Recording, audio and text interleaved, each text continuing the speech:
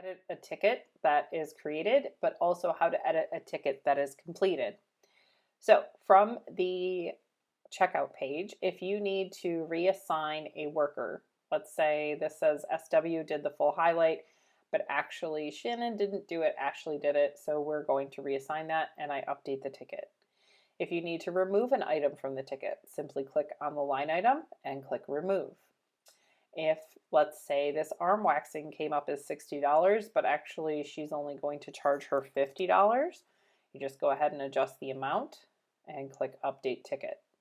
If you meant to apply a promotion or a reward, you simply click on the line item and you can select the promotion or the reward as needed, or update the notes or mark it taxable, whatever it might be, and then of course update the ticket. All right, so those are some of the basic edits that you can do from here. Also, you can of course void the ticket at any time as long as you have permission to do so. And then under payments, I'll go ahead and click cash and click apply payment. Now from here, I'll go ahead and add a tip just so you can see how this works.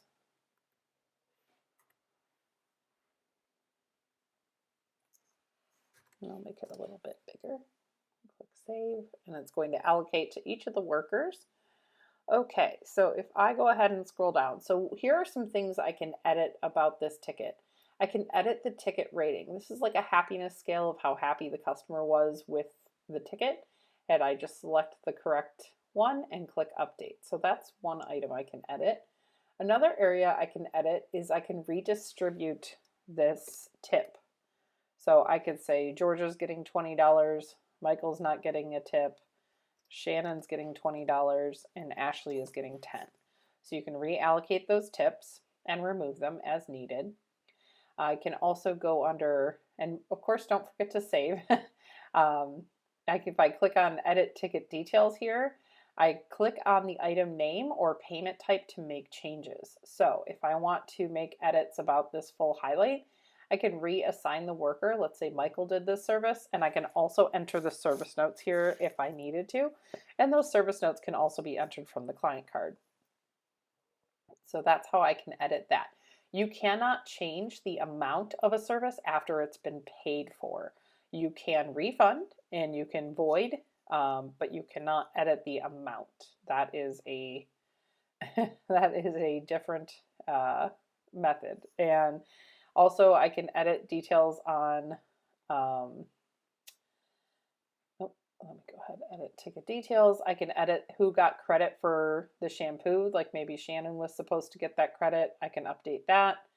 Go back to edit ticket details. I can adjust the tip from here if I needed to, or the tip type, left in drawer, paid out, and how that worked. So those are some of the things that I can edit from the ticket. But keep in mind, just like you would if you went to, let's say, a Target or a larger distributor store, and you needed to change the amount of an item. If you had one bottle of water and you were going to get a different bottle of water, they wouldn't just change the amount of the bottle of water. They would refund it or void the ticket, and then they'd ring it up properly. So that's how this point of sale works. It treats it in a very traditional process. We know that it would be a lot easier just to type in new amounts, but unfortunately, we do have to have those checks and balances in place, and we hope you learned some things about making changes to tickets. Thank you for watching and have a great day.